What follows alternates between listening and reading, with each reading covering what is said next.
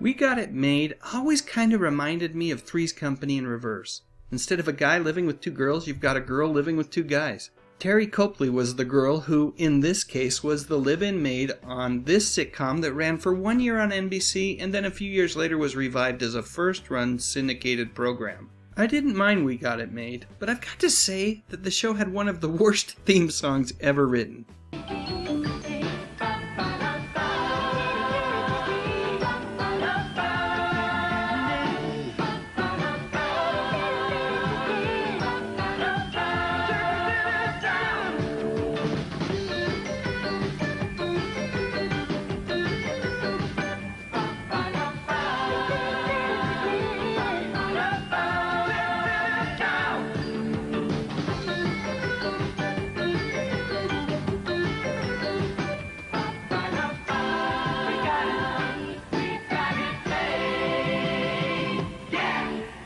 Whoever wrote that thing was seriously phoning it in. It had very few lyrics and a cliched 80s musical arrangement that even back then had to seem old and tired. So now that I'm done ranting about the theme song, I will say that the cast wasn't bad, although Matt McCoy was replaced when the show returned in syndication. And Teri Copley? Well, she was the best of the bunch. In many ways, she reminded me of a young Suzanne Summers. She brightened up every scene that she was in, and I really thought that she was going to be a huge star. Of course, that didn't happen. Why? Well, the first thing that I'd point to would be the way that the darn show was marketed. Where Three's Company had the full faith of ABC during its run on the network, I get the feeling that NBC wanted the show to be crazier, nuttier, and perhaps even a bit more risque than it actually was. I always felt like We Got It Made worked best when it focused on the blossoming relationship between the three main characters. It allowed Copley to actually hone her acting skills, which were still fairly rough during her 2 seasons on the show. Those opportunities, sadly, were often cast aside in favor of roles that more often than not highlighted Copley's more obvious talents. An NBC World Movie premiere, she was a beautiful woman. I believe in you. With a burning desire for stardom. Maybe we can help each other. Would a tragic moment's indiscretion Get your hands off me. cost her the man she loves? Inspired by a true story, I Married a Centerfold, next on NBC. I do remember watching this movie way back in 1984. How could I not? Along with Copley, you had Tim Daly and Potsy Weber himself, Anson Williams. I guess the best thing that I can say about this movie is that the cast rose above the material. I doubt that while Copley was making that movie, she could have predicted that a half-decade later, she would actually accept an offer from Hugh Hefner and team to pose for his magazine. Over the years, Copley has reflected on that particular decision and acknowledged that her choice might have been a bit of a mistake, at least in her case. But really, it's hard to blame her. I'm sure she was looking for a way to boost a career that had lost a little bit of steam. Although she had been able to land numerous guest roles on various TV programs, the movie offers that came her way, well, they were low-budget B and C grade films.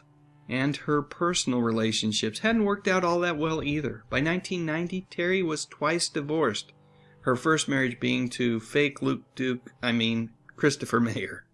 Yep, things weren't going all that well. But then, Teri rediscovered her spiritual side. When Teri was a little girl, she had a neighbor who used to share Bible stories and treats with her and the other children who lived nearby.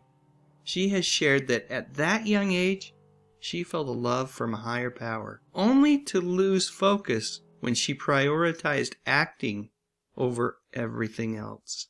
Over the past couple of decades, Teri has become even more fervent in her faith and belief in a supreme being that loves her, cares for her, and wants to see her succeed.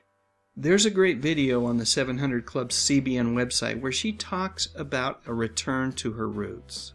She also talks about her recent return to the entertainment industry, making faith-based motion pictures such as Redeemed. I haven't watched this one yet, but when I do, I will post a review of it right here on this channel. Even with all of her efforts to find spiritual peace, there are moments in everyone's life where things don't always go as planned. And I have got to believe that this is the case with the little bit of craziness that surrounded Teri and her daughter, who appeared on Dr. Phil together a couple of years ago. On that episode, Teri expressed her concern that her pregnant daughter's boyfriend wasn't treating her the way that he should be. I think it's fair to say that from time to time, life gets a little bit nutty for all of us. It's my sincere hope that just like Teri did in the early 90s, she can find a way to focus on what is most important, her family, as well as her spiritual well-being. And I'm confident that this positive woman who has boatloads of faith will once again find the light in her life that she's looking for. If you feel so inclined to join her on that journey, you might want to check out Teri's very own YouTube channel, or maybe even wander on over to Teri's website titled Sons of God, where she shares her own heavenly out-of-body experiences. Yep, at this point, I think it's fair to say that the Teri Copley that we knew through TV shows and movies during the early 80s has left the building.